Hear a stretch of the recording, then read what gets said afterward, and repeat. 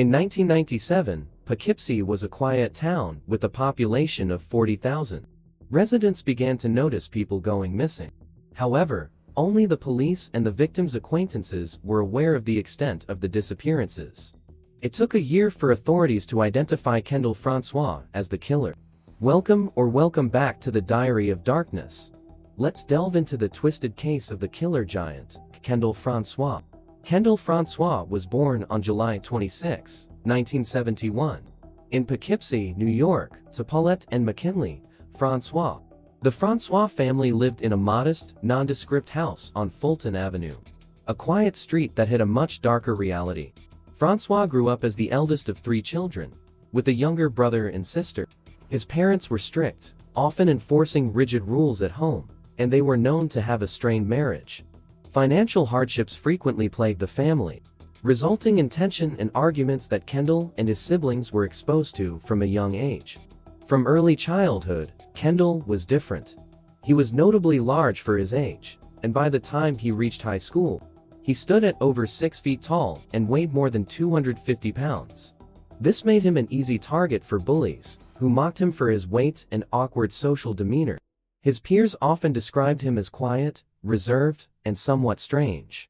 Teachers noted that while he was not unintelligent, he seemed disinterested in schoolwork, often appearing distracted and withdrawn. As he grew older, Kendall's behavior became more concerning. He was known to have a volatile temper, and occasionally got into physical altercations with classmates. However, these incidents were mostly dismissed as typical teenage outbursts, and no one suspected that beneath the surface, there were darker impulses brewing. Despite his social struggles, Francois managed to graduate from Arlington High School in 1989. With few prospects, he decided to enlist in the United States Army. However, his time in the military was short-lived. He was discharged after only a few months due to failure to adapt, a vague designation often used for recruits who struggle with the discipline and structure of military life. His brief stint in the Army did little to prepare him for civilian life, leaving him more directionless than before. Returning to Poughkeepsie, Kendall found work as a hall monitor at Arlington Middle School. The job provided him with some income, but little fulfillment. He spent his free time wandering the streets of Poughkeepsie, an area known for its drug trade and sex work. During these solitary outings, his fascination with sex workers began to grow, a fixation that would eventually lead to a series of gruesome crimes. In the early 1990s, Poughkeepsie, like many small American cities, was facing an economic downturn.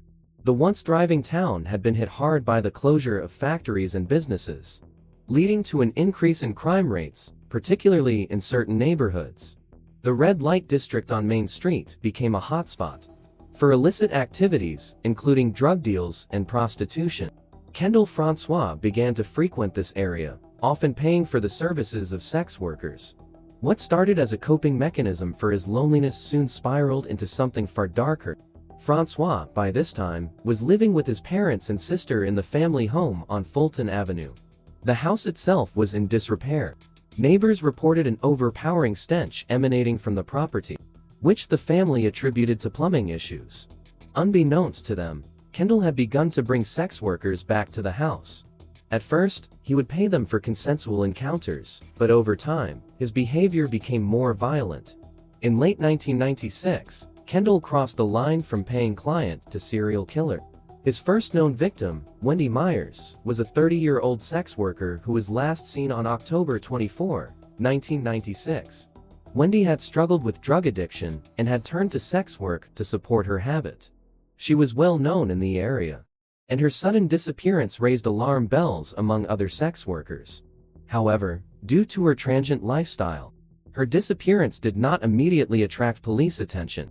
In the following months, several other women went missing, all fitting a similar profile. They were sex workers with histories of drug use who operated in the same area of Poughkeepsie, but without concrete evidence linking the disappearances. Law enforcement struggled to make progress in the case. Kendall Francois' modus operandi was disturbingly consistent.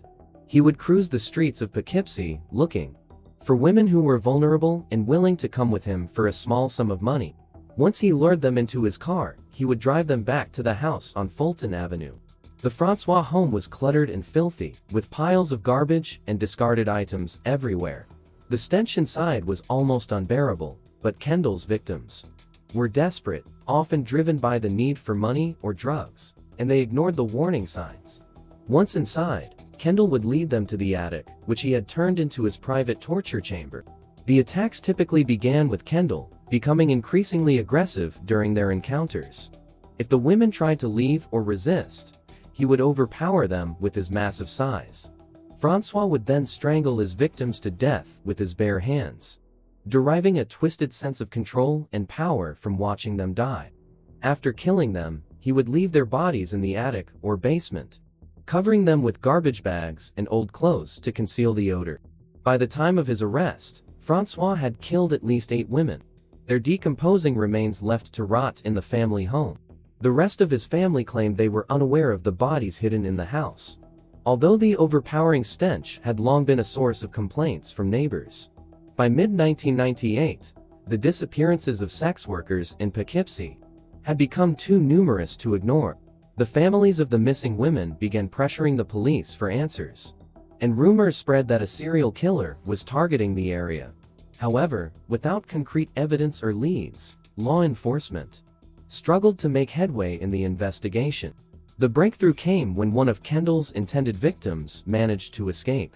In August 1998, Francois picked up a sex worker who would later be identified as the woman who got away. She managed to flee after he attempted to strangle her, and immediately went to the police, providing a detailed description of her attacker and his home. Armed with this information, the police obtained a search warrant for the Francois residence. On September 2, 1998, officers entered the house and were immediately overwhelmed by the foul odor. As they searched the property, they discovered the remains of 8 women, hidden in various parts of the house, confirming their worst fears. Kendall Francois was swiftly arrested and brought in for questioning. Initially, he denied any involvement in the murders, but as the interrogation wore on, he realized there was no way out. He eventually confessed to the murders, describing in graphic detail how he had strangled his victims and left their bodies to decompose. Francois was charged with multiple counts of first-degree murder, and his case was brought to trial. Facing overwhelming evidence and the possibility of the death penalty, Francois chose to plead guilty to all charges in exchange for life imprisonment without the possibility of parole. During the trial, his lack of remorse shocked both the jury and the public. He appeared indifferent, almost detached. As the names and stories of his victims were read out in court, the arrest and conviction of Kendall Francois brought some closure to the families of the victims. But the emotional scars left behind were deep. The case brought attention to how law enforcement handles cases involving marginalized communities, particularly sex workers. Critics argued that if the victims had been from a more privileged background, the police might have acted more swiftly. Today, Kendall Francois' crimes are a grim reminder of the hidden dangers that can lurk behind the facade of normalcy. People continue to search for answers to what drove a seemingly ordinary man to commit such horrific acts. Let me know what you think in the comments. Till next time.